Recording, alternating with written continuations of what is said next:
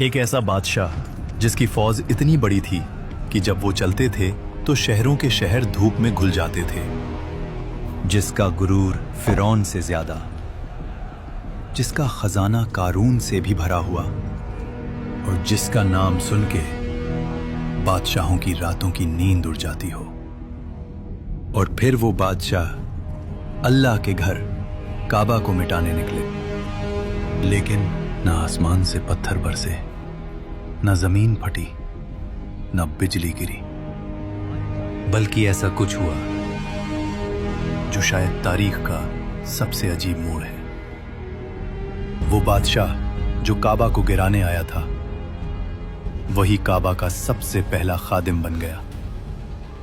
लेकिन उसकी कौम पर एक दिन आसमान फट जाता है, सैलाब शहरों को बहा ले जाता है, और वो कौम जो कल तक गुरूर और ताकत में गुमराह हो चुकी थी, आज वही ताकत पानी में मिट चुकी थी।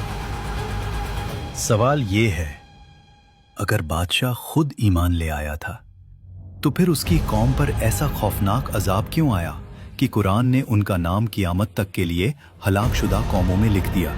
कौम तुब्बा का ताल्लुक अरब के सबसे नीचे वाले इलाके से था, यमन। तफसीर इब्न कसीर के मुताबिक एक वक्त था जब यमन दुनिया का सबसे अमीर मुल्क था। सोना पहाड़ों से निकलता था, साफ पानी दरियाओं में बहता था, शहरों के गिर्द फलों से भरे हुए बाग थे। इनके तिजारती रास्ते पूरी दुनिया में फैले हुए थे। इस सल्तनत का नाम था हिमयार एम्पायर, और उनके बादशाहों का लक़ब था तुब्बा। जैसे मिस्र के बादशाह फिरौन, वैसे ही यमन के बादशाह तुब्बा। इन सब में सबसे खौफनाक, सबसे ताकतवर एक नाम उभरता है, अबू करीब असद तुब्बा अल हिमयारी। तफसीर के लफ्जों में है, इसकी फौज ऐसी थी कि अरब ने पहले कभी न देखी। हाथी और घोड़ों का समुंदर, तीरंदाज, तलवारबाज और लश्कर इतना बड़ा कि पहला सिपाही शहर से निकलता तो आखिरी अभी शहर में ही होता। और तुब्बा का नारा था, मैं जमीन का खुदा हूं, जो मेरी हुदूद में आए या तो मेरा होगा या मट्टी का। फतेह करते करते ये लश्कर पहुंचता है अरब के एक खामोश इलाके में, यथरिब। आज का मदीना। उस वक्त सिर्फ खजूर के बागात, कुछ यहूदी कबीले और एक अजीब सी सुकून वाली हवा। तुब्बा ने हुक्म दिया, कल सुबह इस शहर को जला देंगे। लेकिन उस रात उसके ख्वाब में एक नूरानी शख्स आता है जो कहता है, इस जमीन को छोड़ दे, यहां मेरा रसूल आने वाला है। तुब्बा घबरा कर उठता है। सुबह यथरिब के रब्बी खुद उसके दरबार में आते हैं। ऐ बादशाह, अगर तूने इस जमीन को छुआ, तेरी बादशाहत का नामो निशान मिट जाएगा।